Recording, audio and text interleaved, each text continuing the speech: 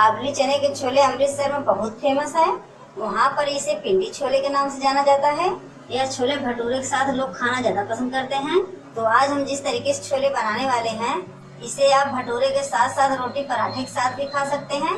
छोले बनाने के लिए हम सबसे पहले चने को उबालेंगे। चने उबालने के लिए गैस पर कुकर रख दिया है और कुकर में सारे चने को डाल देते हैं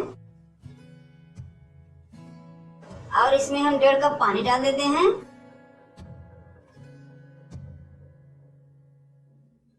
अब इसमें हम आधी छोटी चम्मच नमक डाल देते हैं।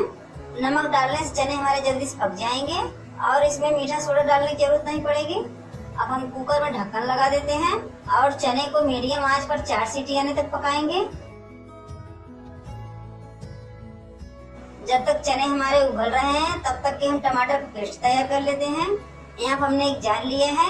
जार में हम कटा हुआ टमाटर को डाल देते हैं और इसी में लहसुन, हरी मिर्च, अदरक डाल देते हैं। अब इसका हम पेस्ट बना लेते हैं। टमाटर के पेस्ट हमारे बनकर तैयार हो गए हैं। अब पेस्ट को इस कटोरी में निकाल लेते हैं। एक कुकर के हमारे 4 सीटी बच चुके हैं। अब कुकर को हम किनारे रख देते हैं जिससे कुकर हमारे जल्दी ठंडे हो जाएं। और गैस पर हम कढ़ाई को रख देते हैं। कढ़ाई हमारी गर्म हो चुकी है। कढ़ाई में हम डाल देते हैं सरसों का तेल। आप चाहे छोले को रिफाइंड ऑयल में बना सकते हैं या फिर देसी घी में बना सकते हैं। तेल हमारे गर्म हो चुके हैं। अब इसमें हम सारे खड़े मसाले डाल देते हैं। मसाले को हम हल्का से भून लेते हैं। खड़े मसाले छोले में डालने से छोले का फ्लेवर अच्छा बनता है, इसलिए हम छोले में खड़े मसाले को डाल रहे हैं। अब इसमें हम प्याज को डाल देते हैं। अब प्याज को हम बराबर चलाते हुए हल्के सुनहरे कलर में भुनेंगे।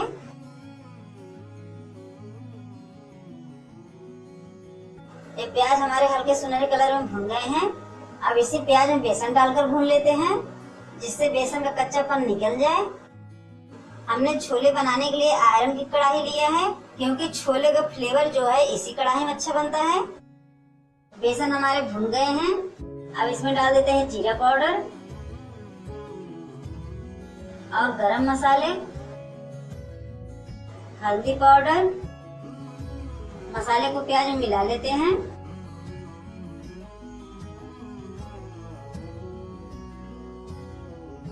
अब इसी में टमाटर का पेस्ट डाल देते हैं। पेस्ट को मसाले में मिला लेते हैं।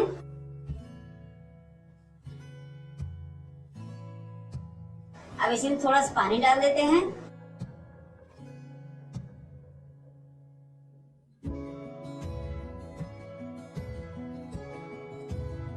अब इसी में लाल मिर्च पाउडर डाल देते हैं। लाल मिर्च को मिलाते हुए सारे मसाले को भून लेते हैं। जब मसाले हमारे हल्के से पक जाएंगे तब इसमें हम नमक डालेंगे।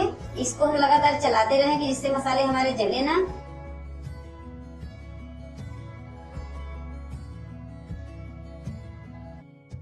मसाले हमारे हल्के से पक गए हैं। अब इसमें हम नमक डाल देते हैं स्वाद के अनुसार।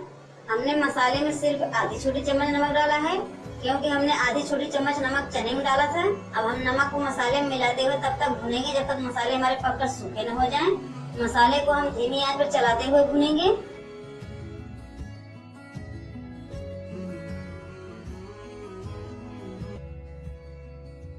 अब हमारे कुकर एकदम ठंडे हो गए हैं। इसका ढक्कन हमने हटा दिया है।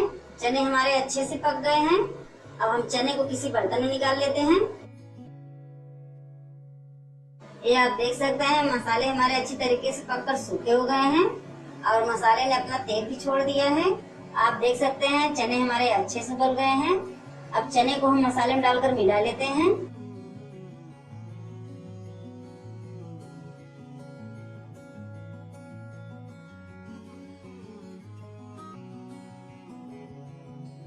अब इसमें हम 1 कप पानी डाल देते हैं।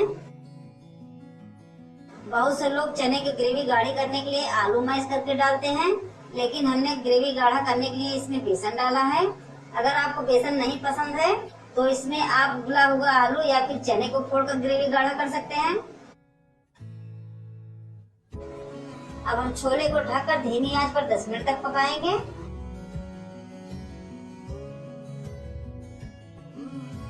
ये 10 मिनट हमारे हो गए हैं। अब हम ढक्कन को हटा देते हैं और छोले को चेक कर लेते हैं। छोले हमारे पूरी तरह से पककर तैयार हो चुके हैं। अब हम गैस को बंद कर देते हैं। अब हम छोले को एक बाउल में निकाल लेते हैं और छोले को हमें चटपटा बनाना है, तो अब हम छोले में तड़का लगाएंगे।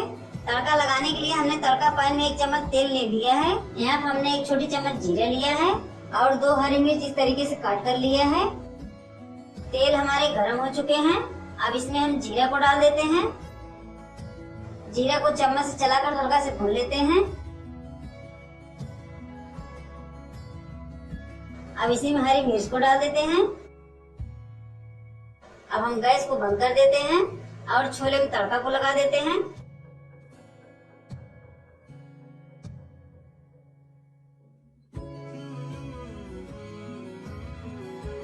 और इसके ऊपर थोड़ा हरा धनिया डाल देते हैं। अब आप देख सकते हैं हमारे छोले पूरी तरह से बनकर तैयार हो चुके हैं। इसे आप रोटी, पराठे, चावल के साथ भी खा सकते हैं। इस तरीके से छोले बनाने में हमें लगभग आधे घंटे लगे हैं।